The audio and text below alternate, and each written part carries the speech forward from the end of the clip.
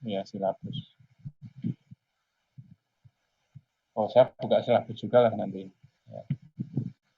Jadi, bentar.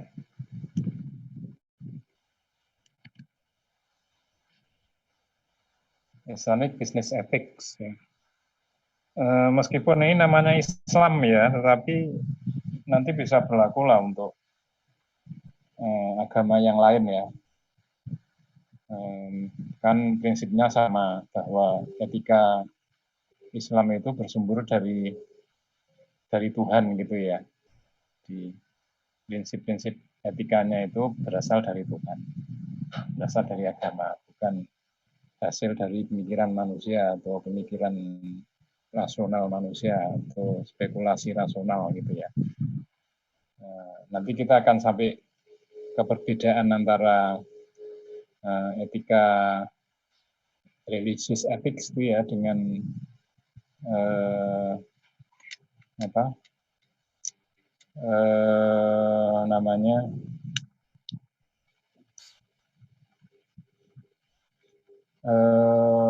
lawannya religius itu apa sih?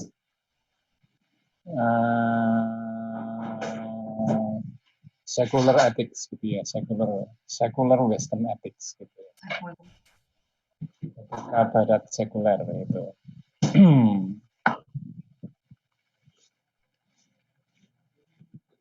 Oke,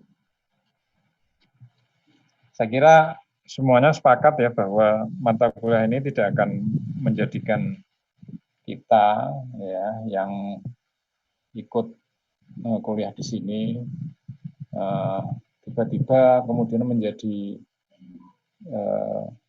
mendadak beretika gitu ya setelah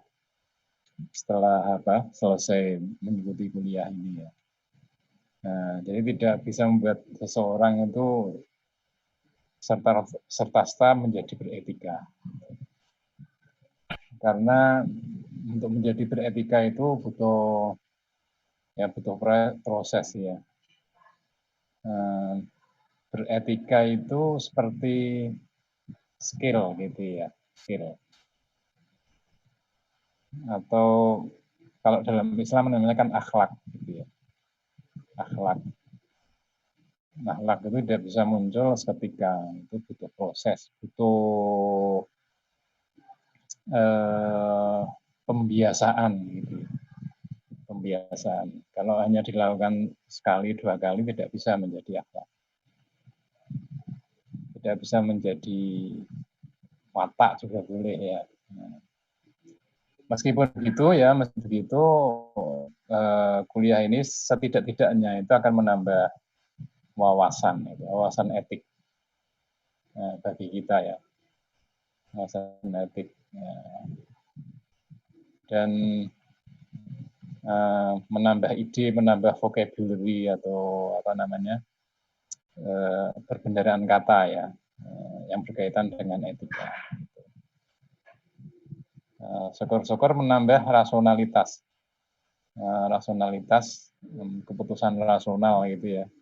Kalau dalam ilmu ekonomi keputusan rasional itu keputusan yang menimbang-nimbang antara tambahan manfaatnya dengan tambahan biayanya gitu.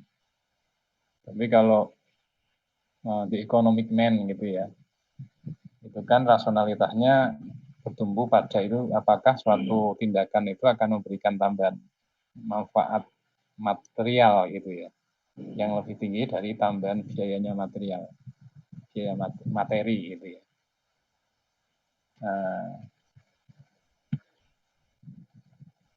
Nah, sehingga di sini kalau kita punya tambahan wawasan etika, itu manfaat etis itu dimasukkan dalam pertimbangan.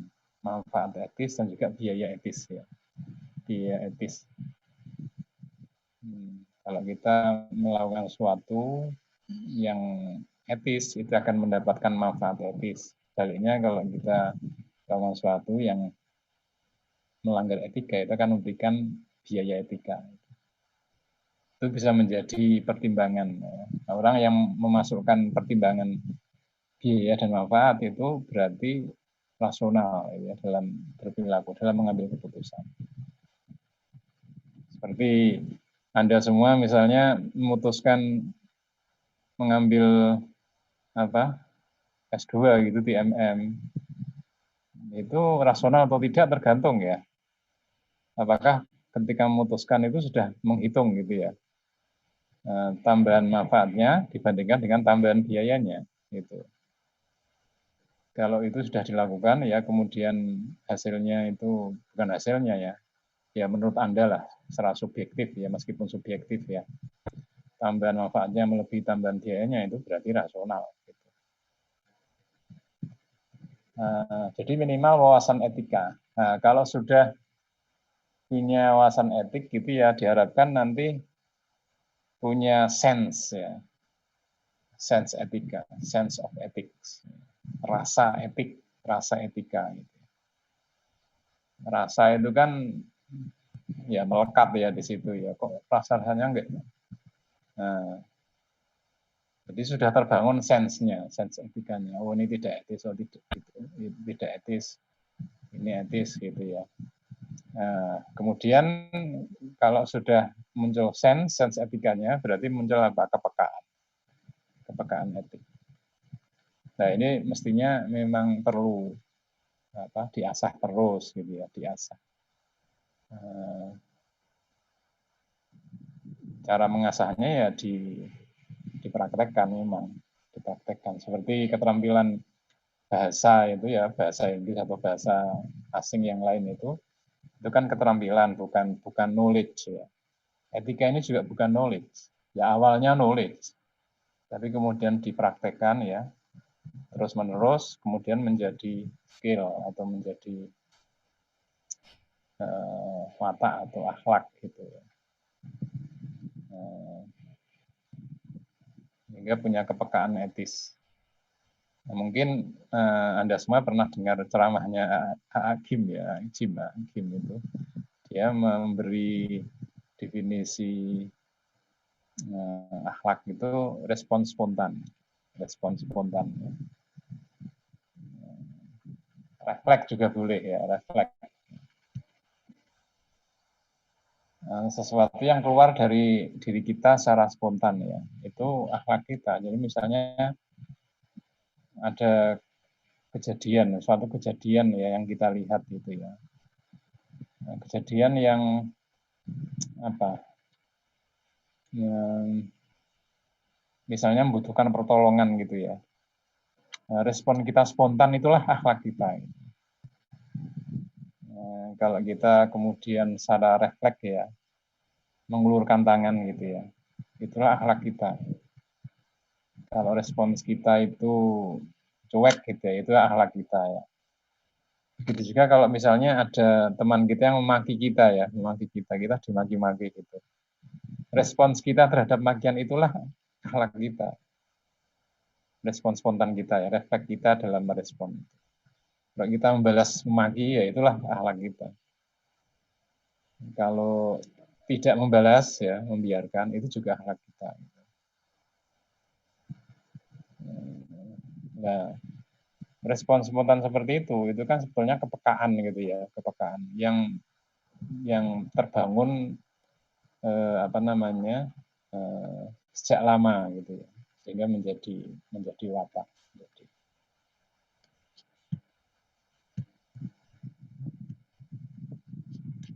Kemudian ini tadi sudah ya, jadi kelas akan dibagi berapa kelompok, tadi 7 kelompok tergantung jumlah mahasiswanya tadi ya. Kemudian diminta masing-masing kelompok untuk mempresentasikan. Kemudian penilaiannya partisipasi kelas 15%, presentasi 25%, paper 25%, ujian 35%. Nah, nanti tergantung juga ini tidak baku ya, tidak kaku gitu. Tergantung perkembangan lah. Kalau di kelas-kelas yang lalu itu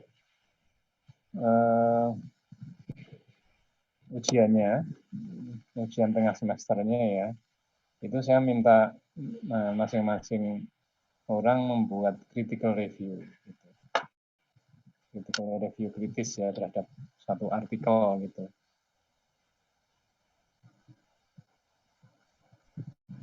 Jadi tidak ujian dalam arti menjawab soal gitu ya, enggak ya. Tapi review kritis. Nah, untuk yang akan datang, saya masih belum memutuskan ya, mungkin bisa juga sama. Oke, sekarang kita diskusi ya tentang etika gitu. Tapi di samping etika itu ada banyak istilah ya, ada konsep-konsep yang sering kita dengar gitu, misalnya norma. Jadi ada beberapa terminologi yang sering kita dengar di masyarakat atau kita baca gitu ya, di bacaan-bacaan itu. Misalnya norma itu apa? Norms ya. Norma itu adalah standar atau cara gitu ya, berperilaku yang diterima oleh sebagian besar orang itu, diterima dan disepakati ya, di standar atau cara berperilaku yang diterima dan disepakati oleh sebagian besar orang. Standar atau cara. Ini hasilnya ada kesepakatan gitu ya. Kesepakatan. Nah, kemudian jadi nanti kelihatan bedanya ya. Norma itu dasarnya kesepakatan. Kesepakatan untuk berperilaku ya. Untuk melakukan sesuatu gitu. Sesuatu di tengah-tengah masyarakat atau dalam organisasi atau apa. Nah, sementara moral, kalau moral itu berkaitan dengan standar, ya. Standar perilaku yang dianggap baik atau buruk, ya. Baik atau buruk. Kemudian fair itu adil gitu ya, fair. Kemudian jujur, tidak jujur gitu ya. Yang diyakini oleh masing-masing orang. Jadi standar gitu ya, standar yang diyakini masing-masing orang, masyarakat juga boleh atau kelompok orang gitu ya, yang berkaitan dengan perilaku yang dianggap baik, buruk, fair atau tidak fair ya, jujur tidak jujur, adil tidak adil gitu. Sehingga moral ini berbeda dengan undang-undang ya, bukan undang-undang ya. Bisa saja, sehingga bisa saja sesuatu itu dianggap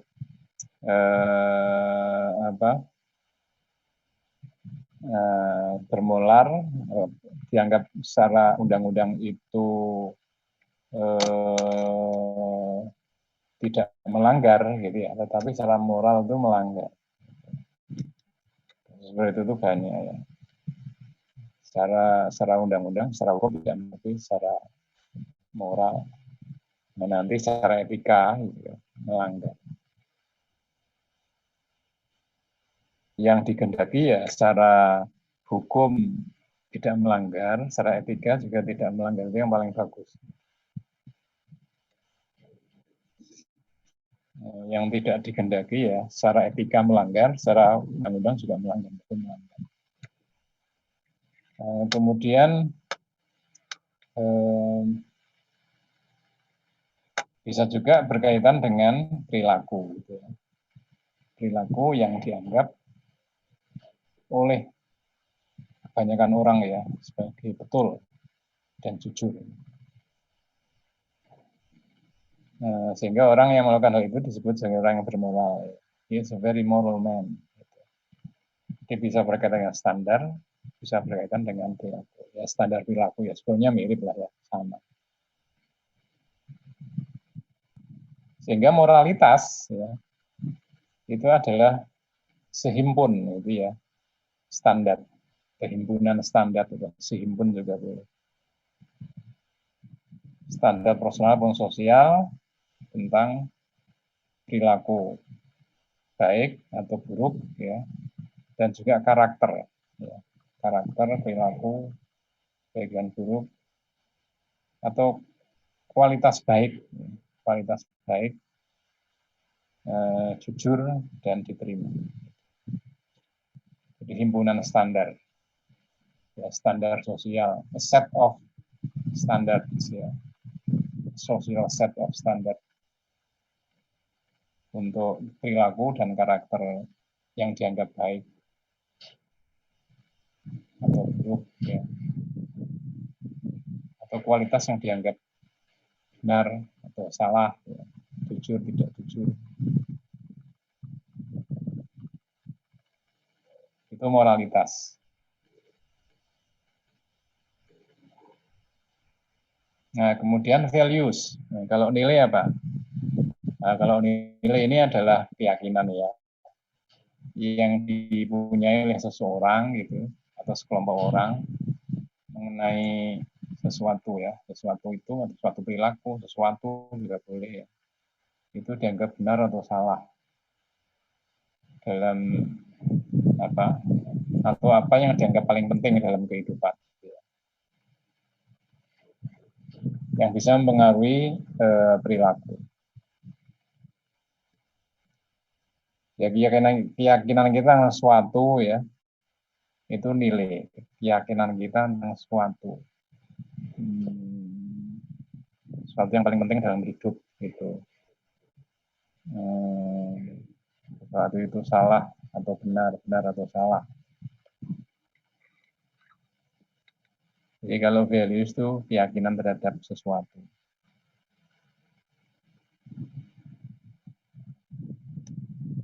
Oke.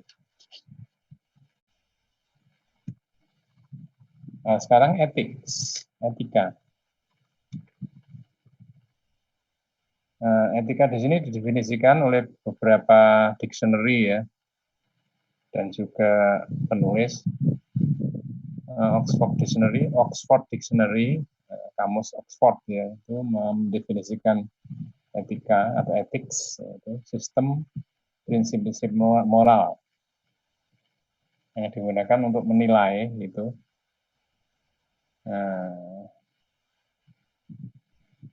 perilaku manusia, tindakan manusia sebagai baik atau buruk, benar atau salah. Di sistem prinsip moral yang digunakan untuk menilai apakah tindakan seseorang itu benar atau salah, baik atau buruk. Di prinsip moral juga boleh, ya. Prinsip moral yang digunakan untuk menjudge gitu, ya. Menilai apakah perilaku seseorang atau suatu perilaku juga boleh. Itu benar atau salah, baik atau buruk. Nah, juga Oxford Dictionary, ya, itu mendefinisikan etika sebagai rules of conduct. Rules of conduct, aturan perilaku yang berkaitan dengan tindakan manusia. Gitu. Bisa juga etik ini sebagai disiplin ilmu, ya, disiplin ilmu. Cambridge Advanced Learners Dictionary itu mendefinisikan etik sebagai kajian gitu, ya, atau disiplin ilmu yang mengkaji apa-apa yang dianggap betul secara moral dan apa-apa yang dianggap tidak betul secara moral. The study of what is morally right and what is not. Studi tentang what is morally right, apa-apa yang dianggap betul secara moral dan apa-apa yang tidak betul secara moral. Kemudian definisinya Bekun,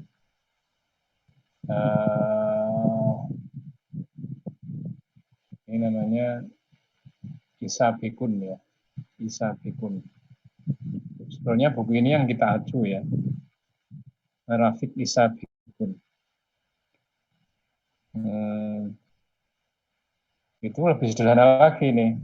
Jadi himpunan prinsip-prinsip moral yang membedakan apa yang benar dari apa yang salah. Jadi himpunan prinsip-prinsip moral yang membedakan apa-apa yang benar dari apa-apa yang salah. Nah, kemudian Kalt ya itu memberi definisi etik itu merupakan sistem keyakinan yang diterima yang mengendalikan perilaku.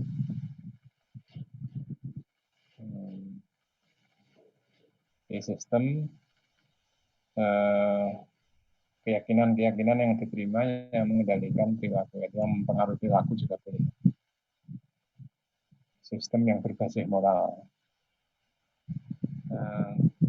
Tapi saya kira yang paling sederhana itu definisinya Oxford Dictionary dan Isa Bikun ya. Ya, himpunan prinsip-prinsip moral yang dipakai untuk menilai apakah suatu perilaku itu baik atau buruk atau benar atau salah. Jadi himpunan prinsip moral yang membedakan mana yang benar dan mana yang salah. Jadi mana yang salah. Oke. Lalu bisnis ethics. Sebenarnya sederhana saja, tinggal diaplikasikan saja ya. Jadi bisnis ethics itu ya tidak lain adalah himpunan prinsip moral yang membedakan apa yang benar dan apa yang salah di dalam organisasi bisnis, gitu saja.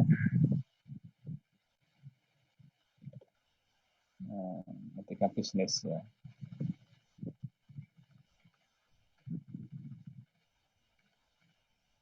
Jadi himpunan prinsip-prinsip moral yang membedakan apa yang benar dari apa yang salah dalam organisasi bisnis. Itu definisi yang sangat sederhana. Nah, tapi di sini ada definisi yang kalau ini terkait sudah dengan watak ya, atau akhlak. Ya. Seseorang itu dianggap punya etika bisnis gitu ya, itu kalau begini. And the capacity to respond appropriately to the many competing pressures and expectations that push and pull individuals in the course of their daily participation in complex organizational and business networks. Ini merupakan kapasitas ya, atau kemampuan ya untuk merespon secara tepat. Nah ini kan skill ya, Jadi kemampuan sebetulnya ini sama lah dengan definisinya Agim tadi ya, respon spontan. Jadi kemampuan untuk merespon secara tepat terhadap ya semua gitu ya, tekanan gitu ya. Tekanan maupun ekspektasi yang saling bertentangan gitu yang sering kita hadapi gitu ya dalam organisasi. Dalam kehidupan organisasi harian gitu ya. Itu bagaimana kita bisa memunculkan respon yang tepat gitu ya, terhadap tekanan, harapan gitu. Dan juga masalah-masalah yang dihadapi dalam kehidupan sehari-hari dalam organisasi, bisnis ataupun organisasi yang lain. Apalagi kalau seorang pimpinan itu kan menghadapi bawahan yang banyak gitu ya, kepalanya itu isinya macam-macam, saling bertentangan gitu. Yang satu minta A, yang satu minta B, yang lain minta C, dan seterusnya. Itu sebagai seorang pimpinan, itu harus mampu merespon secara tepat. Gitu.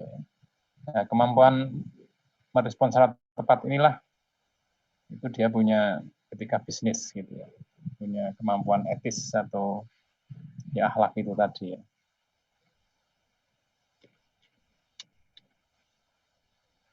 Sehingga untuk punya kemampuan seperti itu menuntut ya perilaku yang menyeimbangkan gitu, balancing act yang terus menerus.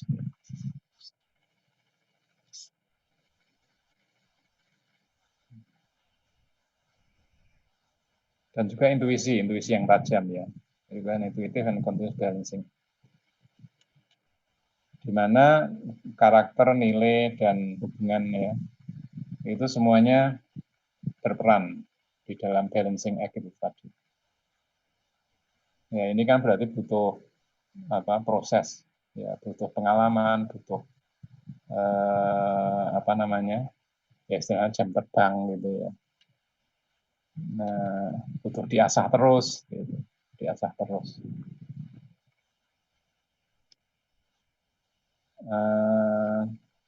Mungkin kalau dikaitkan dengan orang-orang Islam itu ya, saya kira di agama lain juga sama ya, punya cara yang lain gitu. Ada kewajiban berpuasa itu 30 hari ya, yang sebentar lagi akan kita masuki ya. Itu kan sebetulnya sarana untuk itu, sarana untuk mengasah gitu ya, membuat atau menjadikan suatu perilaku yang baik, good deeds ya, itu menjadi kebiasaan, menjadi tradisi,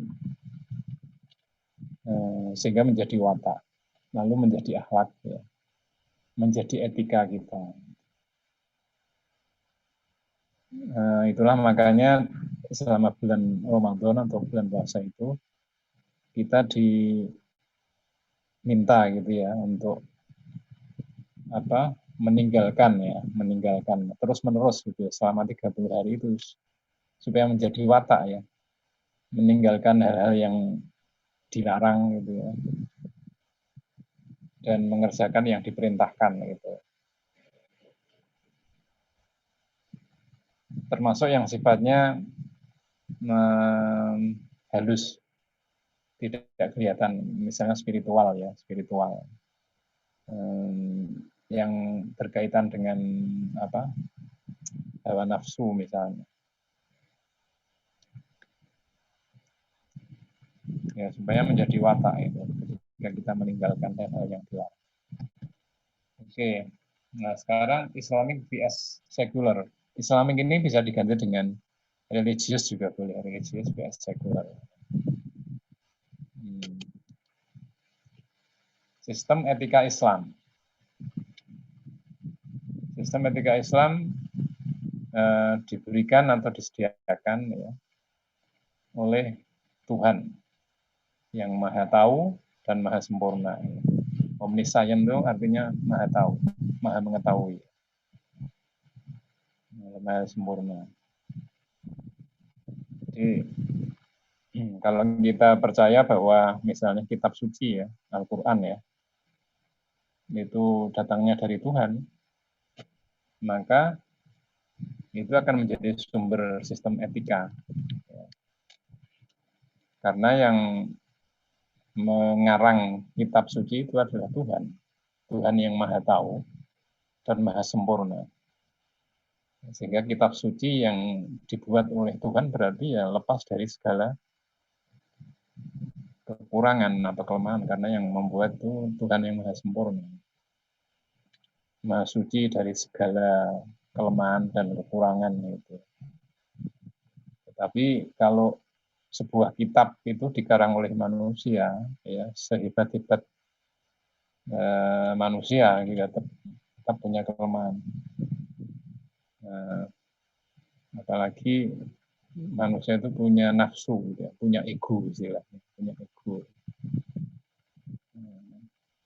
Dalam puncak kesadaran orang gitu ya, ketika dia menulis sebuah buku itu, yang ditulis ketika dia berada dalam puncak kesadaran, tetap saja ya tidak ada jaminan gitu loh, dia dalam kondisi seperti itu terus. Tetap saja egonya itu ikut bersuara gitu ya, sehingga kecampuran ego itu manusia atau nafs atau hawa nafsu gitu. Sehingga hasil karyanya itu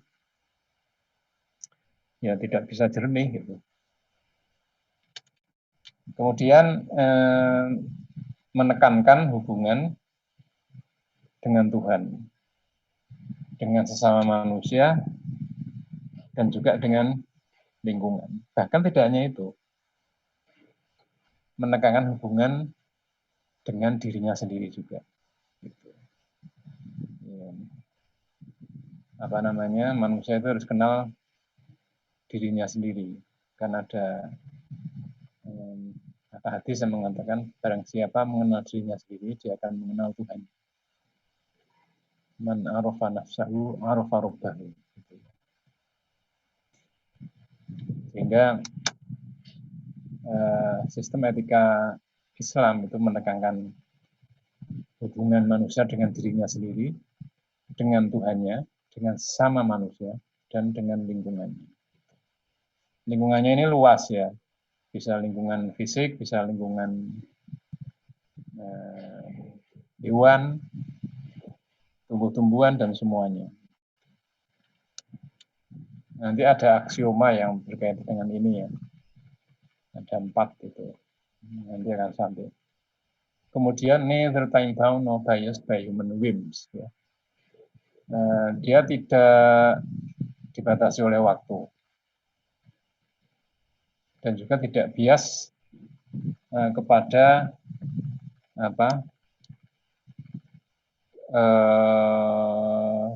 hawa nafsu manusia gitu ya, human whims, hawa nafsu manusia yang mudah berubah itu. Maksudnya gitu, whims itu kemauan jangka pendek gitu ya, jangka pendek. Jadi mengatasi itu semua. Kan manusia itu mudah berubah gitu ya. Tidak ada manusia yang tidak berubah ya, mengikuti evolusi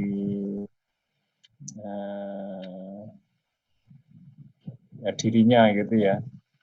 Usia bertambah itu pasti berubah. Yang dulu dianggap benar, sekarang dianggap salah. Gitu. Mindsetnya itu berubah. Ya kalau mengikuti begitu kan repot gitu ya. Sistem etika itu mestinya universal dan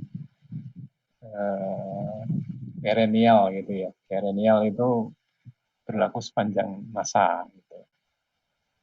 Never time bound. Kemudian enforceable at all times. Bisa ditegakkan di segala waktu. Bisa ditegakkan di segala waktu. Sementara kebalikannya, sistem etika sekuler ya, itu ciptaan manusia. Berasal dari spekulasi rasional murni. Spekulasi rasional murni. Sebetulnya sejak zaman dulu ada perdebatan mengenai hal ini ya. Apa namanya?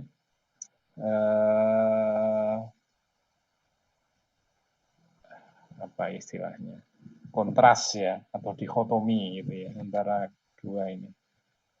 Apakah pemikiran rasional murni ya, itu bisa menghasilkan prinsip moral yang sama dengan wahyu, misalnya gitu ya. Mayoritas ulama seperti Imam Al-Ghazali misalnya itu tidak bisa. Gitu. Jadi halal haram misalnya, benar salah itu harus datangnya dari wahyu. Bukan dari spekulasi rasional murni. Nah, mengapa begitu? Ini alasan apa namanya? Alasannya transience and myopic. Myopic.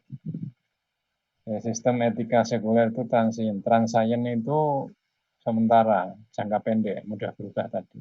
Kan myopic. Myopic itu tidak bisa melihat jauh ke depan, atau namanya rabun jauh. Myopic itu rabun jauh. Tidak bisa melihat jauh ke depan. Contohnya banyak ya. Contohnya banyak. Misalnya sekarang ini hidup bersama atau dengan nikah atau tidak nikah ya, tapi dengan sesama jenis itu sudah bisa diterima di sekuler, sistem etika sekuler ya. semakin diterima, semakin diterima. Begitu juga orang menikah tapi tidak ingin punya anak misalnya ya, itu dianggap rasional, mungkin masih etis ya, dianggap rasional. Tetapi dia tidak bisa melihat jauh ke depan, bahwa itu dampaknya nanti itu negatif bagi kelangsungan hidup spesies yang namanya manusia gitu. Dan sekarang sudah mulai kelihatan di beberapa negara struktur penduduk itu mulai menua, itu yang disebut dengan aging population.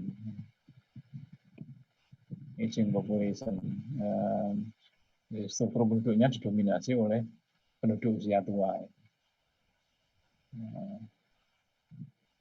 Karena usia mudanya itu semakin berkurang, karena jumlah kelahiran itu juga berkurang. Itu nanti kalau yang usia tua meninggal, ya, sementara yang usia mudanya itu berkurang, semakin berkurang, itu lama-lama habis. Meskipun jangkanya panjang ya. Nah, di samping itu ada dimensi ekonominya itu, dampak ekonominya ya. Nah, Anda bisa bayangkan kalau usia tua itu lebih banyak, berarti angka ketergantungannya akan menjadi semakin besar. Sistem jaminan sosial istilahnya atau pensiun ya, itu menjadi tidak visible gitu.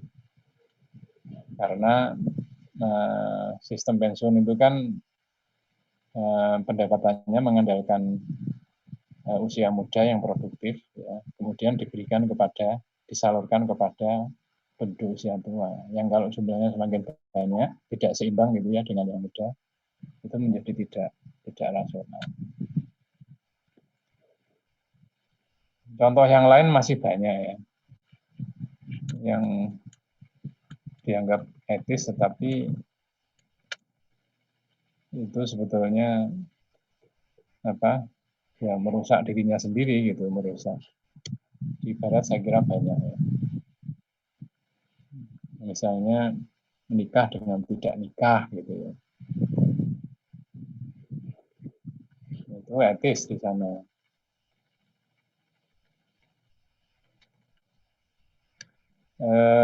Kemudian divorce from religion gitu ya. Transcendent in my opinion divorce from religion.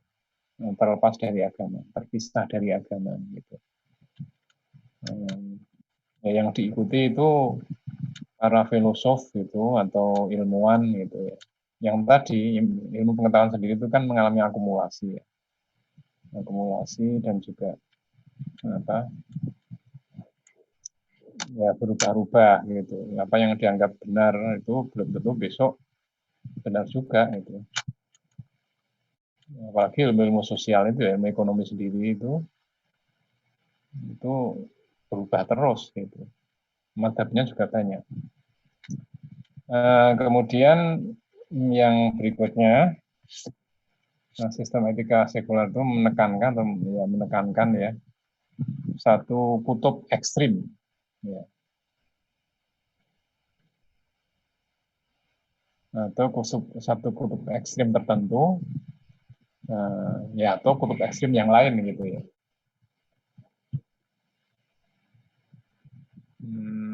Misalnya ada filsafat idealis, ada materialis gitu ya. Sekarang itu postmodernis misalnya ya. Jadi relatif sifatnya, relatif ya.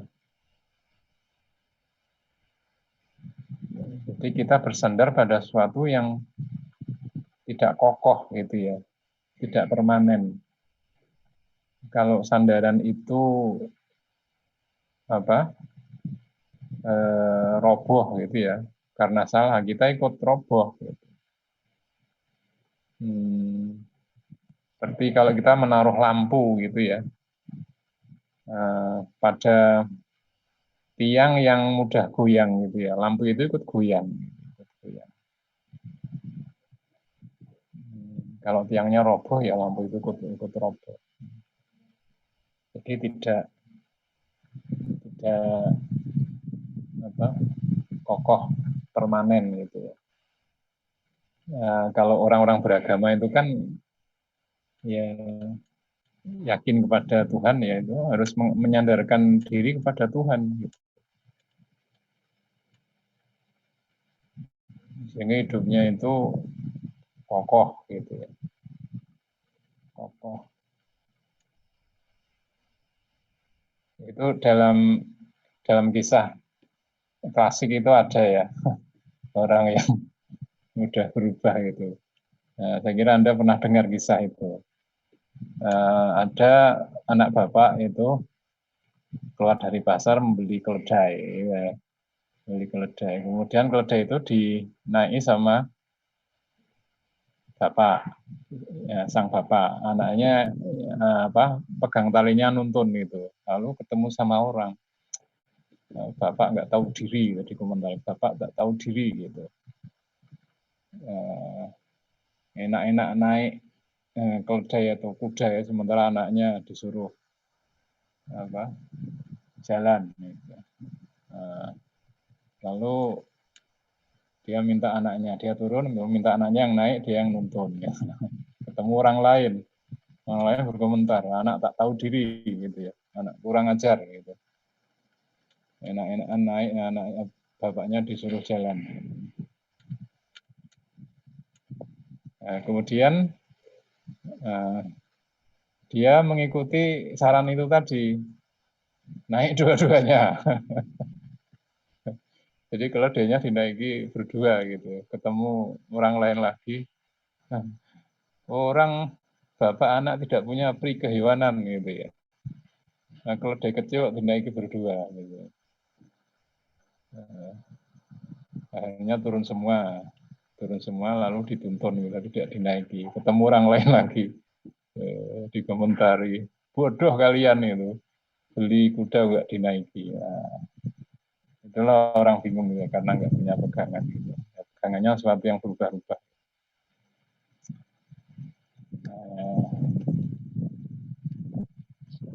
Ya, memang itu sih terserah ya, pilihan. Kemudian secara lebih rinci ya, ini ada teori etika ya. Ada 1, 2, 3, 4, 5 di sini teori etika. Di yang ada. Nanti perspektif Islamnya bagaimana itu. Yang pertama relativism teori ya.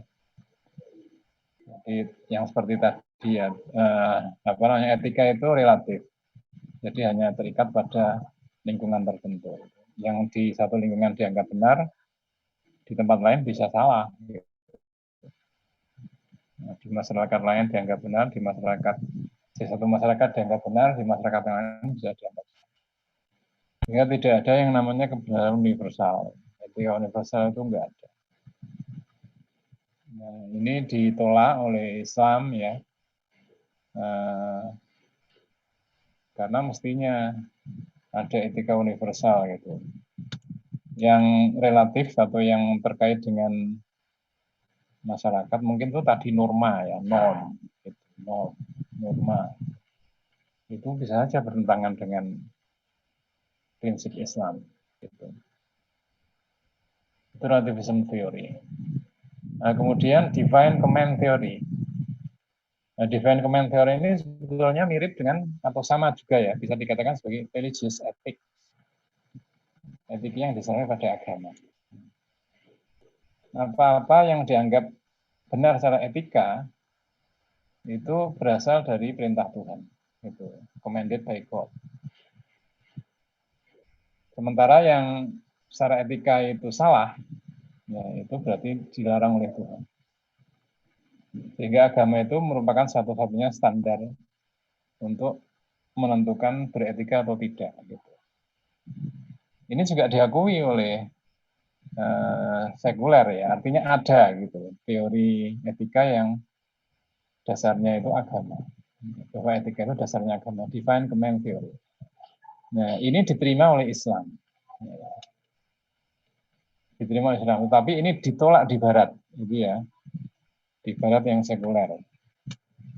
Meskipun mereka mengakui bahwa ada teori seperti itu ada, tapi sikap mereka itu menolak, ya, menolak. Nah, mereka tahu kalau ada etika agama, tahu. Nah, ini diterima oleh Islam ya. Saya kira semua agama menerima ini.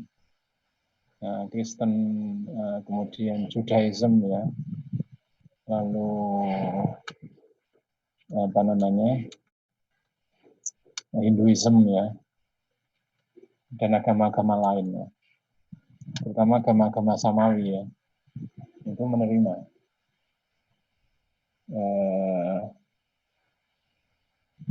Kemudian yang berikutnya utilitarian theory. Ini yang paling terkenal, utilitarian theory. Apa-apa yang dianggap benar secara etika itu adalah apa-apa yang memberikan manfaat paling banyak bagi orang paling banyak. Memberikan manfaat paling besar kepada paling banyak orang. Ini rasional, ini masuk akal gitu ya. Jadi sesuatu ya, suatu tindakan yang memberikan manfaat lebih banyak bagi lebih banyak orang gitu ya.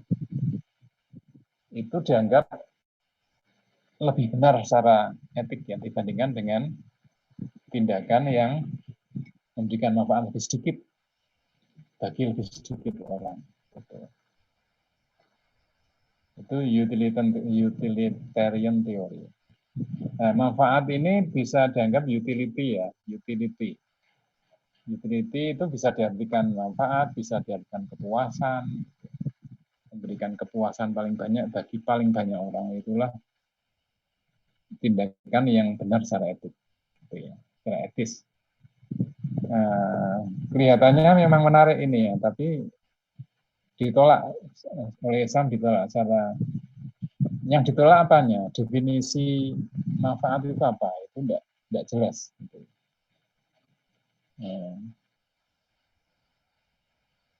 Jadi karena basisnya itu hanya the greatest consequences, ya. On the greatest number. Jadi konsekuensi yang paling besar bagi paling besar orang. Ya, itu.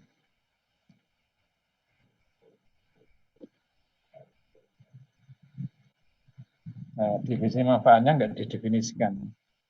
Tidak ada di situ. Manfaatnya seperti apa? Nah itu ya tadi murni berasal dari spekulasi rasional, sesuatu yang dianggap berguna atau bermanfaat. Nah itu bisa bertentangan dengan prinsip agama. Misalnya yang saya pernah dengar gitu ya, di Makau itu industri kasino itu menyumbang GDP paling besar ya, dan juga menciptakan lapangan kerja paling besar. Sehingga secara etika betul, right, secara etis industri kasino itu secara etika betul di sana karena dia memberikan manfaat paling banyak bagi paling banyak orang.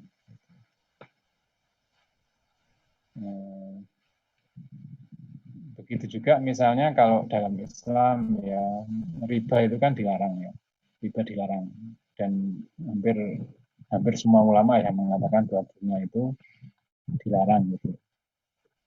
Tapi sistem perbankan itu konvensional itu memberikan manfaat besar bagi banyak orang. Itu juga dianggap secara etika benar. Ya contoh-contoh yang lain saya kira bisa dicari ya. Sesuatu yang dianggap memberi manfaat paling banyak bagi paling banyak orang itu dianggap secara etika benar. Ethically right.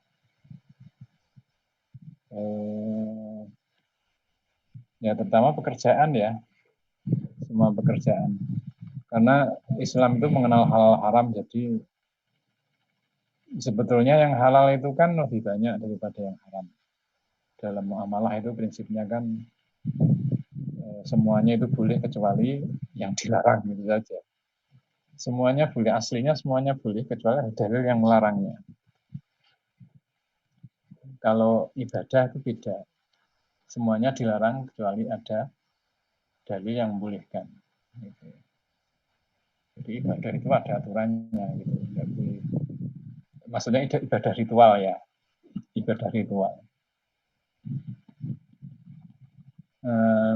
Itu kemudian yang berikutnya egoism teori egoism. Seorang itu harus melakukan sesuatu yang memberikan manfaat paling banyak bagi dirinya sendiri.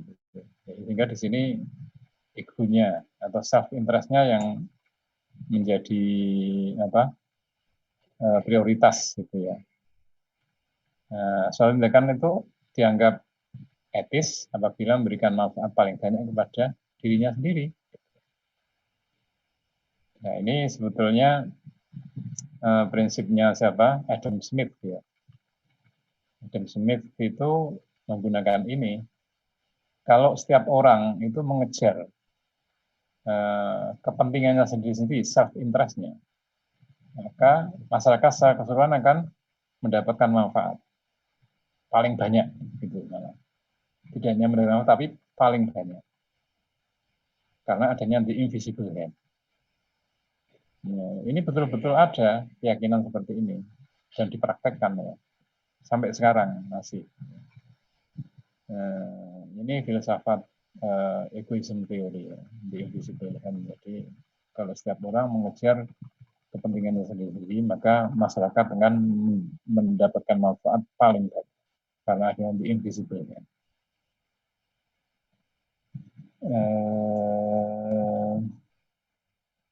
Sekarang misalnya ada namanya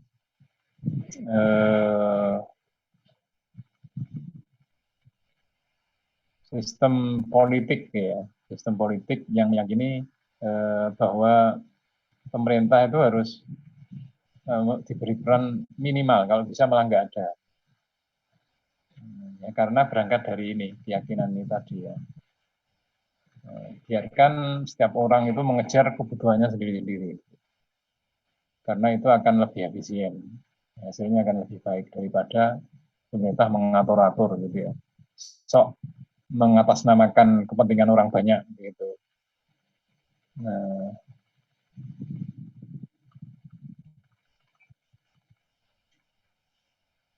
Kemudian itu tadi aliran politik yang mengatakan itu disebut dengan, lupa saya namanya,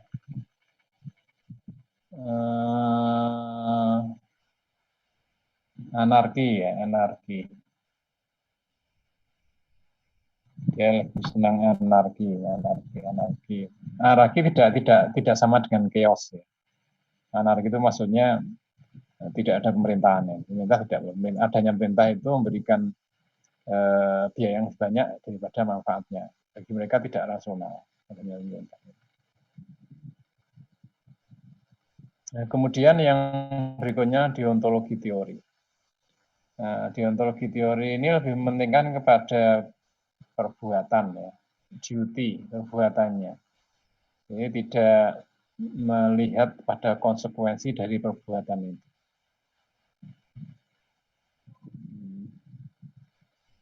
Jadi ada ethical actions, ada tindakan etis yang harus diterima oleh setiap orang, tanpa harus melihat konsekuensinya.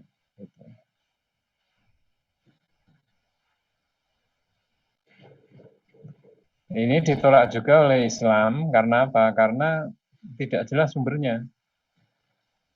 Sumber universal ethic itu dari mana? Kalau dia sumbernya dari spekulasi rasional murni, ya ditolak. Harus berasal dari Tuhan, ya. Dari wahyu. Gitu. Kalau the universal ethics itu berasal dari Tuhan, maka diterima oleh Islam. Kemudian virtu ini mementingkan karakter ya. Karakter etis. Ya. Jadi teori ini fokus kepada apa yang menjadikan seorang individu ya, itu individu yang baik. Jadi menekankan kepada orang yang baik ya, individu yang baik. Bukan menekankan kepada tindakan yang baik. Ya, alasannya orang yang karakternya baik itu tindakannya otomatis baik gitu loh.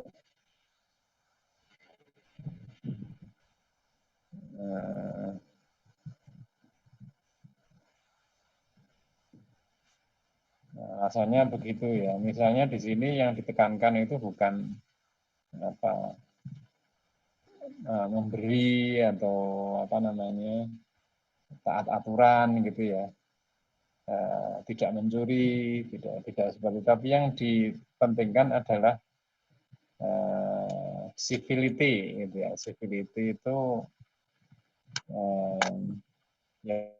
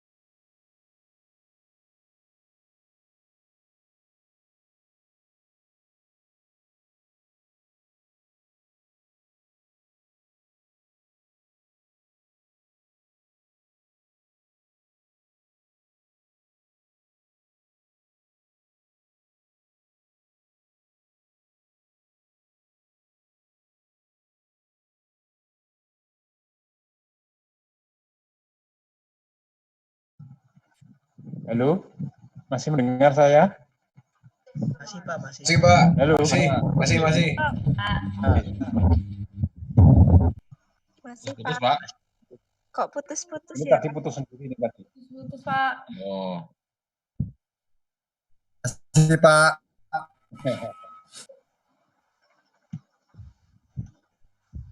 Maaf ya tadi. Pak. Oke, terima kasih. Jadi sampai di sini ya. Sampai di virtue ethics theory.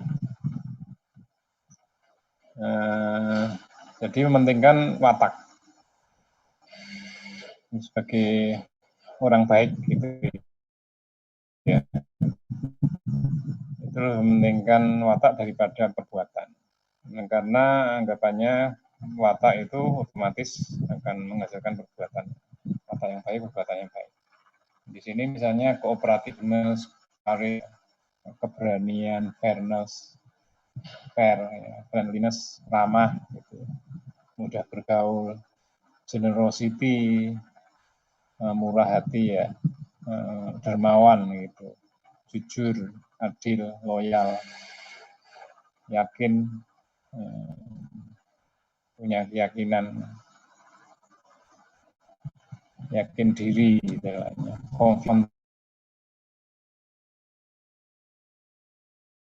kontrol, pengendalian diri, semuanya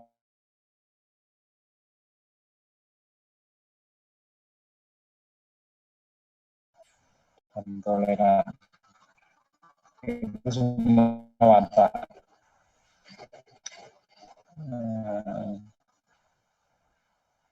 Akhlak sebetulnya. Ini juga ditolak karena sumbernya juga ini sebetulnya. Sumbernya dari mana?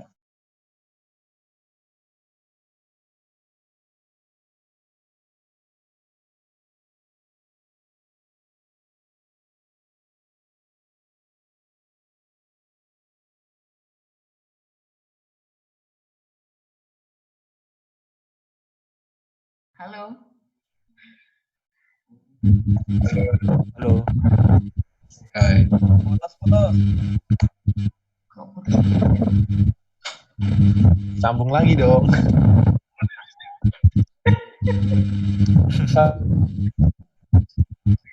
Assalamualaikum. Waalaikumsalam. Alhamdulillahirabbil alamin. Alhamdulillah. Ya kan? Ini bayar loh mahal-mahal loh. Maaf, ini Nggak apa-apa. saudara-saudara. Ini sepertinya tidak bisa kita lanjutkan. Putus-putus. Suara tanya ya, Pak.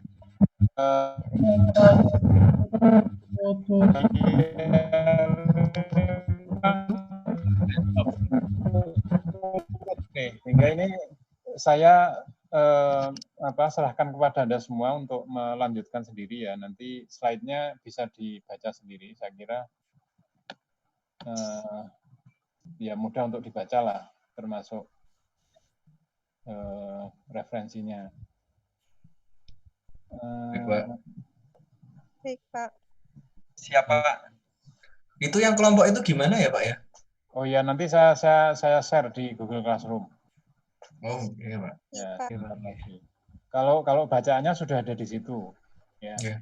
Jadi tinggal Maksudnya cuma buat presentasi tuh, Pak? Iya, presentasi. Maksudnya presentasi ya, Pak? Gimana? Maksudnya presentasi gitu. Betul. Jadi nanti masing-masing kasus ya itu kan dipresentasikan oleh 3 orang. 3 orang ya. Nanti pembagiannya terserah kepada kelompoknya.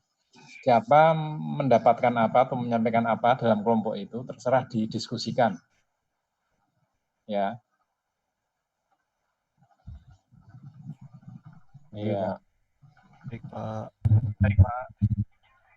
Itu dimulai pada pertemuan yang akan datang. Pertemuan yang akan datang itu di situ sudah ada tanggalnya yang 2 minggu yang akan datang. Sebetulnya gini, nanti tapi ini masalah sambungan internet. Sebetulnya ada, jangan-jangan ini karena Zoom-nya ya. Zoom yang terlalu crowded gitu ya, terlalu banyak. Sebetulnya ada pilihan lain menggunakan ke Google Meet, Meeting atau Meet, atau menggunakan Meet ini yang versi Indonesia atau ini, atau menggunakan Cici. Nanti kita lihat lah. Baik, saya kira itu ada yang ingin disampaikan.